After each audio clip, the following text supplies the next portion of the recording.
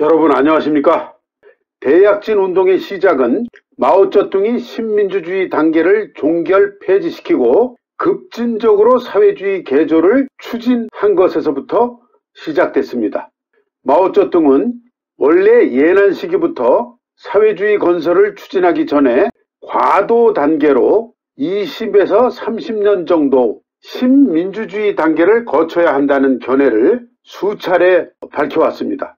그리고 중화인민공화국 출범 준비 중이던 1949년 7월 4일에 중앙당교 제1회 졸업식 강화에서 20년 후 우리의 공업이 일정한 수준까지 발전한 후 상황을 보면서 사회주의로 진입하겠다 말합니다. 그리고 1949년 9월 29일 베이징에서 제1차 중국인민정치협상회의를 개최합니다. 이 회의에서 중화인민공화국 건국의 정치적 토대는 사회주의가 아닌 신민주주의 또는 인민민주주의라는 점을 만장일치로 합의합니다. 이 회의에서 한 대표가 마오쩌둥에게 얼마의 시간이 지난 후에 사회주의로 진입할 수 있겠습니까? 하고 질문하자 대략 20년에서 30년 정도라고 대답합니다. 신생 중화인민공화국 정권의 기본 이념과 정책은 마오쩌둥이 제기한 신민주주의 이론과 연합정부론을 주축으로 합니다. 제1차 중국인민정치협상회의에서 통과된 공동강령 전문의 신민주주의, 즉 인민민주주의가 중화인민공화국 건국의 정치적 토대라는 점을 만장일치로 합의한다고 명시를 합니다.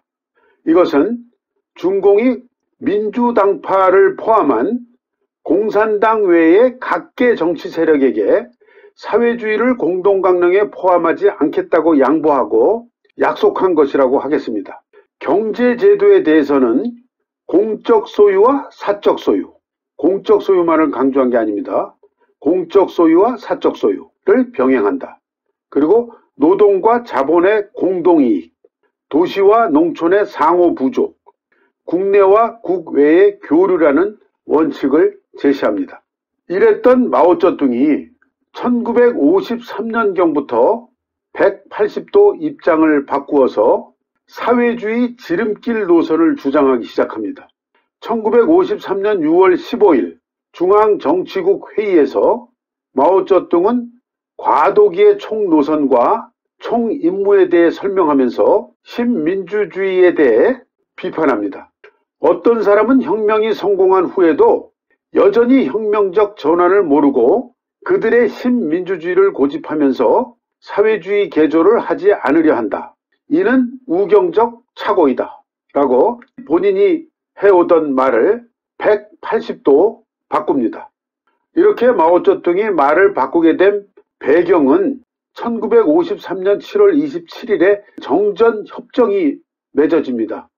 그러니까 그때는 이미 정전협정이라는 게 가시화됐고 미국 내에서도 반전 여론이라던가 이런 게 드높아지면서 이미 미국과 중국 측에 정전협정을 맺어야 한다는 그 공감대가 형성되고 곧 전쟁이 종식된다. 그렇게 되면은 이거는 실질적으로 승리했다 하고 이제 마오쩌둥은 득이양양하고 기고만장해졌던 것이죠. 그래서 1954년에 헌법을 제정하면서 공동강령이라는 것과 자신이 주장했던 과도기로서의 신민주주의 단계론을 완전히 폐기해버립니다. 그리고 사회주의 건설 총노선을 채택하고 소련보다 더 빠르게 사회주의 건설을 추진하겠다.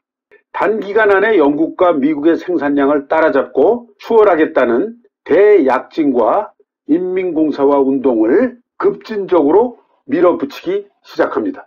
그러나 그 결과는 참담한 실패로 끝납니다. 중국 정부의 공식 관방 기록에서도 대약진과 인민공사화 운동에 대해서는 사회주의 건설 노선을 탐색하는 과정 중에 엄중한 실책이라 기록합니다. 즉 객관적 경제발전 규율을 무시하고 주관적 의지와 노력을 과대평가했고 과다지표, 맹목적이고 장님지휘, 허풍과 과장풍조 등의 착오가 난무한 결과 공업과 농업 생산 그리고 전체 국민 경제에서 축적과 소비 간의 비율 균형을 극심하게 파괴했다고 지적, 비판하고 있습니다. 막스 베버가 말하기를 신념 윤리가 강한 자들은 자신의 순수한 신념에서 나오는 행위가 나쁜 결과를 초래하게 되면 그 책임을 자신의 행위가 아니라 세상 또는 타인들의 어리석음 탓으로 돌린다. 심지어 인간을 어리석게 창조한 신에게 돌릴 수도 있다. 이렇게 얘기를 하죠. 마오쩌둥은 대중의 불만 정서를 변혁 욕으로 유도하고 더 나아가서 대중 역량을 동원하고 조종하는 방면에서는 동물적 감각을 지닌 고수라고 말할 수 있습니다. 그리고 성격적인 특성은 신념윤리와 확증 편향이 매우 강하죠. 마오쩌둥이 말하는 대중정치 참여의 실제는 대중적 계급투쟁을 발동시키는 것을 의미합니다. 즉 중농을 상중농, 즉 부유중농과 하중농으로 나누고 부유중농의 뒤에는 지주와 부농이 있어서 자본주의의 발전을 요구하지만 하중농과 빈농은 사회주의 발전을 요구한다고 말합니다. 그러나 실천 과정에서 검증되었듯이 하중농과 빈농에게 중요한 것은 자신들도 상중농처럼 잘 사는 것입니다. 그런 바램을 실현시켜주지 못한다면 그 하중농과 빈농에게 사회주의건 뭐건 그게 무슨 의미가 있겠습니까? 농민들은 특히 토지 사유에 대한 열망이 강했습니다. 그런데 위대한 영도자, 붉은 태양, 홍타양이라는 마오쩌둥이 자본주의와 사유제는 반혁명이고 타도 대상이고 부유할수록 자본주의를 원하고 가난할수록 사회주의를 원한다 하고 말을 하니 농민들 입장에서 볼 때는 저게 도대체 무슨 소린지 알 수가 없는 거죠. 농촌의 나이든 부녀자가 자기 마을 촌위원회 서기에게 푸념조로 이렇게 얘기를 했답니다. 마오 주석은 어째서 늘 이렇게 소란을 피우고 농민들이 그냥 편하게 밥 먹고 잘 지내는 꼴을 못 보는 겁니까? 이 같은 상황에서 중국은 필연적으로 가난한 사회주의로 갈 수밖에 없었죠. 1954년에 홍수, 수재가 나면서 그 영향으로 식량 생산이 대폭 감소됩니다.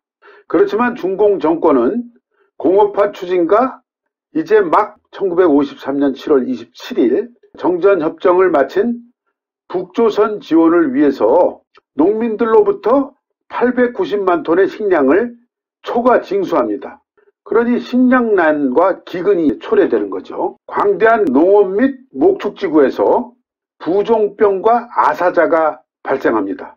그렇게 되니까 밥 가는 소, 그리고 양젖자는 양을 잡아먹고 촉은 목피, 풀뿌리와 나무 껍질로 염려해야 하는 상황이 발생합니다. 그러자 굶주린 인민들이 군중성 폭동을 일으키는 일도 빈발하고 중공 정권은 이것을 반혁명 분자라면서 진압합니다. 공업화 추진을 위해서 공산품과 농산품의 가격 차이를 유지하는 것이 필요했고 농민의 희생을 강요한 것입니다. 1953년 일괄 구매 및 판매가 실시되면서 농민들은 토지개혁으로 무상분배받은 그 토지를 다시 빼앗기고 기타 다른 재산까지 징발당하고 무보수 무상으로 동원돼서 노동을 제공해야 하는 처지가 됩니다. 처음에는 토지 사유권을 인정까지 해주고 등기까지 해줬는데 합작환이 인민공사니 국윤이 집체소유니 해가면서 토지를 도로 다 국가 공공소유로 귀속시키니까 농민들의 입장에서 보면은 도로 뺏어간 겁니다. 아, 속았다 속으로 생각하면서도 대단한 사회주의니 뭐냐 하면서 떠버려 되니까 말을 못하는 거죠. 불만 같은 얘기를 했다가는 반혁명이네 뭐 이러면서 모자를 씌우고 탄압을 하고 그러니까 감히 거기에 대해서 대꾸할 엄두를 못 내는 거죠. 그리고 기층 단위에 있는 당 간부라는 놈들도 사회주의가 뭔지, 막스 레닌주의가 뭔지 제대로 이해하고 있는 사람이 도대체 몇 사람이나 있었겠습니까? 상부에서 지시하니까 완장차고 농민들 상대로 식량을 상납해라 이잡듯이 뒤져서 뺏어서 상납하고 그랬던 거죠. 특히 1959년 여름 무산에서 펑더와이를 비판 숙청한 후에 농민들의 굶주림을 무시하는 이 같은 풍조와 정책은 더욱 강화되고 지속되면서 더욱 악화됩니다. 중공이 고징수와 고비축을 한 또 다른 이유는 대외 수출과 원조를 위해서입니다. 1959년 중국 전국의 양곡 생산량이 2년 전에 비해서 약 2,500만 톤이 줄었습니다. 그런데 수출은 209만 톤에서 415만 7,500톤으로 2년 전 동기간에 대비해서 배 이상 증가한 거죠. 그리고 제1차 5개년 계획, 1호 계획 기간 중에 평균 수출량의 2배입니다. 이 같은 대외 수출의 목적은 공업, 특히 국방공업 발전 추진과 전쟁 준비를 위한 대량의 외화를 조달하기 위해서였습니다. 원자탄 제조 공장, 대표적이죠. 자기 나라 농민이 굶주리고 있는 상황에서 대외 원조를 진행한 것입니다. 예를 들어서 중국 내 대기근이 가장 심각했던 1960년에 아프리카 가나의 쌀 1만 톤, 콩고의 밀 5천 톤과 쌀 1만 톤, 알바니아의 식량 5천 톤을 원조했습니다. 또한 이런 일도 있었습니다. 캐나다에서 대규모로 밀을 수입해 싣고 중국 국내로 오던 배가 태평양상에서 중공 중앙의 전보를 받고 항로를 바꾸어서 알바니아로 가서 그 식량을 주고 돌아온 경우도 있었습니다. 이런 대외 식량 원조의 배경에는 국제공산주의 운동에서 소련과의 주도권 다툼, 경쟁 때문이었습니다. 당시 소련은 중공에 채무를 갚으라고 독촉하지 않았는데도 마오쩌둥은 체면을 세우기 위해서 미리 갚자고 제기를 합니다.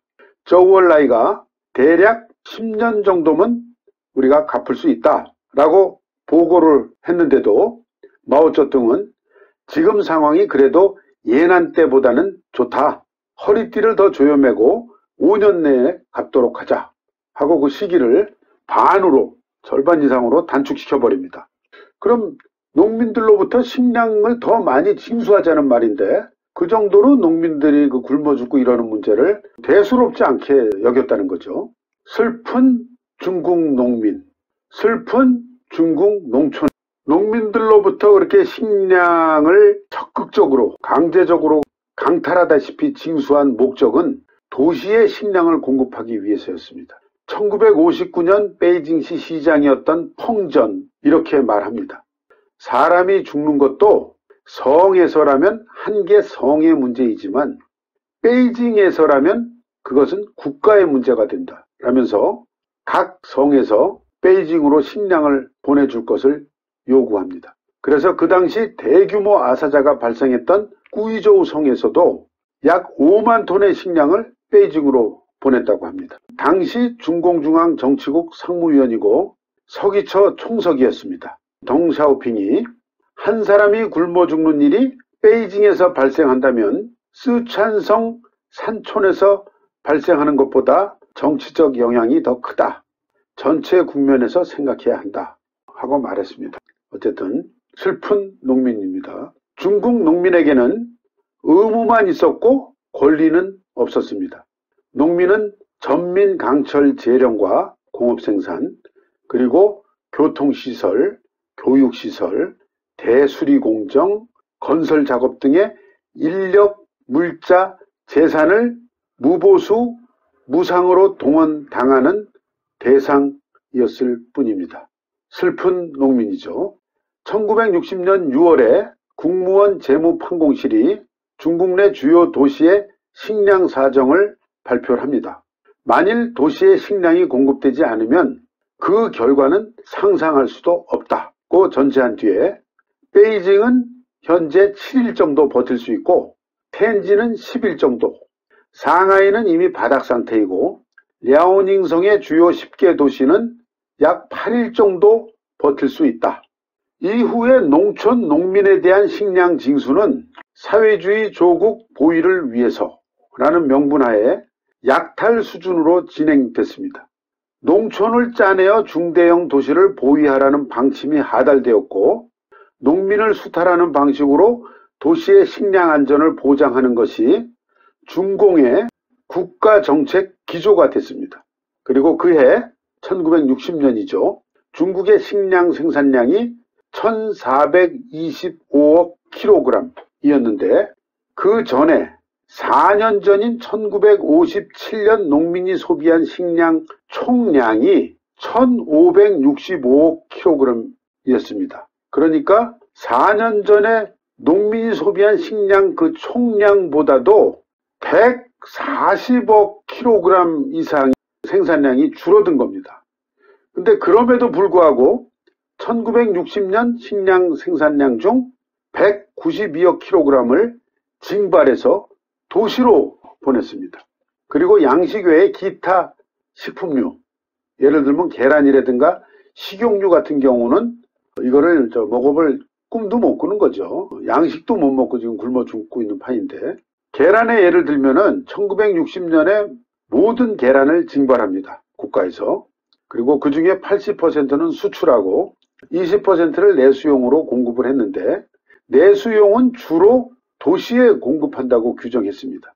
그러니까 이 같은 상황에 대해서 당시 국무원 재정부장이었던 사람이 프롤레타리아 무산자 계급 독재라고 하면서, 무산자 계급은 계란을 먹지 못하고 노동자 농민 연맹인데 노동자 농민이 모두 계란을 먹지 못한다, 그 말을 했다 합니다. 그럼 계란은 누가 먹었나? 계란은 그 당시에 소위 특수공급 대상자로 분류되던 당의 고급 간부와 고급 지식인들만이 먹을 수 있었다고 합니다. 당시에 밀가루, 쌀도 모자라서 굶어 죽고 있는 판에 이 계란은 얼마나 고급 식품이었겠습니까? 수천만의 아사자가 모두 농촌에서 발생했습니다. 도시 시민들은 배급받는 식량의 양과 질에 차이가 있기는 해도 비정상 사망, 굶어 죽는 사람은 거의 없었습니다. 농촌에서도 당 간부나 정부 관원 같은 관리자들은 최소한도 굶지는 않았습니다. 심지어는 간수성의 제1서기 장종량이라는 사람은 대기근 시기에도 농촌지구 시찰을 할 경우에 현지 농민들이 준비한 음식은 먹지 않고 란저우 호텔의 음식을 배달시켜서 먹었다고 합니다. 그리고 스촨성 제1서기 리징최는 대기근 시기에 거의 매일 호텔에서 회의를 개최하고 회의 참석자들에게 호텔 식당에서 풍성한 식사를 제공하고 저녁에는 공연, 영화 감상, 무도회를 개최하고 그랬답니다. 또 허난성 신양지구에서는 그 지구위원회 관할지구 안에서 농촌에서 비정상적으로 사망하는 아사자가 증가하고 있는 이런 상황을 어떻게 은폐하고 숨길 것인가 라는 대책 논의와 하부 행정기구에 전달하기 위한 회의를 고급 초대소에서 개최하면서 그 회의가 약 한 달간 계속되었는데, 회의 기간 내내 식당에서는 돼지고기, 닭고기, 육류를 포함한 풍성한 식사가 제공됐고, 오후 회의 때는 중간에 과일도 제공했다. 자기 지구에 있는 농민들은 굶어 죽고 이러고 있는 상황에서 당 간부들이 참석하는 그 회의에서는 이런 상황이 진행되고 있었다는 것이죠. 1950년대 초 중국의 정부 관원은 30개 직급으로 구분되어 있었습니다. 가장 위의 직급이 1급이고 가장 밑에 직급이 30급입니다. 그래서 이 직급에 따라서 식량 배급 기준도 달랐습니다. 예를 들어서 17급 이상 그 과장급일 경우에는 정액, 노르마라고도 부르죠. 정액 이외에 황두 2근, 설탕 1근, 그리고 부성장급인 8급 이상 고급 간부의 경우에는 돼지고기 4근과 기타 긴급히 필요한 식량을 2배까지 받을 수 있었다고 합니다. 이 외에도 고급 지식 분자들에 대한 식량 배급 기준도 일반 백성보다는 높았다고 합니다. 중국의 보통 인민들에게 농촌에 대한 인상과 이미지가 낭만적인 색채로 치장되어 있었던 기간이 있기는 했었죠. 대표적으로 예난 시기입니다. 혁명의 열정과 공산풍의 영향이 강했던 시기입니다. 그러나 도농 이원 구조 안에서 수차례에 걸쳐 수천 수백만인이 농촌으로 하방되고 다시 필사적으로 도시로 돌아가기 위해서 노력해서 돌아가는 그런 경험이 축적되면서 중국 인민들에게 도시와 농촌, 그리고 도시 시민과 농촌의 농민에 대한 차별과 차이의 실상을 확인하고 갈수록 선명하게 각인되었습니다. 즉 도시는 상등 국민인 시민들에게 기본적으로 생존과 생활 그리고 문화를 향수할 수 있도록 보장해 주는 곳이었고, 반면에 농촌과 농민은 그와 대조되는 열등 인민이 거주하는 곳이라는 그런 신분과 장소의 상징이 되었습니다. 이것이 오늘날까지도 계속되고 있는 도농간 격차와 농민공 문제의 씨앗이고 뿌리라고 할 수 있겠습니다.